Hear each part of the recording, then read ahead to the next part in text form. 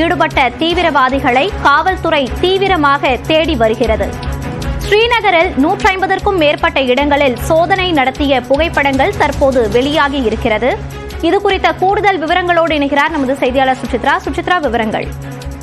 இந்திய ராணுவத்தினுடைய மிக முக்கிய நகர்வாக ஸ்ரீநகரில் குறிப்பாக தீவிரவாதிகளுக்கு ஆதரவு அளித்தோர் மற்றும் அவர்களுக்கு உதவிய ஒரு சுமார் 150 பேருடைய இல்லங்கள் மற்றும் இடங்களில் தற்பொழுது இந்திய ராணுவமானது மற்றும் இந்திய ராணுவம் மற்றும் ஜம்மு காஷ்மீர் மாநில காவல்துறை அதிகாரிகள் செய்த சோதனையுடைய அந்த ஒரு போட்டோக்கள் அனைத்தையுமே ஜம்மு காஷ்மீர் மாநிலத்துடைய காவல்துறையானது வெளியிட்டுள்ளது. மிக முக்கியமாக அன்லாஃபுல் ஊப்பா சட்டத்தின் கீழ் இந்த ஒரு நடவடிக்கைகள் என்பது மேற்கொள்ளப்பட்டதாகவும், குறிப்பாக ஸ்ரீநகரில் இருக்கக்கூடிய ஆதில் மன்சூர், ரகு, பசித் பிலால், வசீம் தாரிக், ஃபயாஸ் அகமத், முகமது அஷ்ரப், காசி உஸ்மான், முஸ்ராஃபர் அகமத், ஷஃபாஸ் ஃபரூக் பட் உள்ளிட்ட பல்வேறு உள்ளூர் வாசிகளுடைய இல்லங்களில் இன்று காலை முதல் நேற்றும் நடைபெற்ற சோதனையுடைய புகைப்படங்கள் மற்றும் வீடியோக்களை ஜம்மு காஷ்மீர் மாநிலத்தினுடைய காவல்துறையானது வெளியிட்டுள்ளது. மிக முக்கியமாக இந்த ஒரு நடவடிக்கை என்பது தீவிரவாதிகளுக்கு இவர்கள் உடந்தையாக இருந்தார்கள், அவர்களுக்கு ஒரு ஆதரவு அளித்து உதவிகளை செய்ததாகவும் கிடைக்கப்பட்ட தகவல் அடிப்படையில் இந்த ஒரு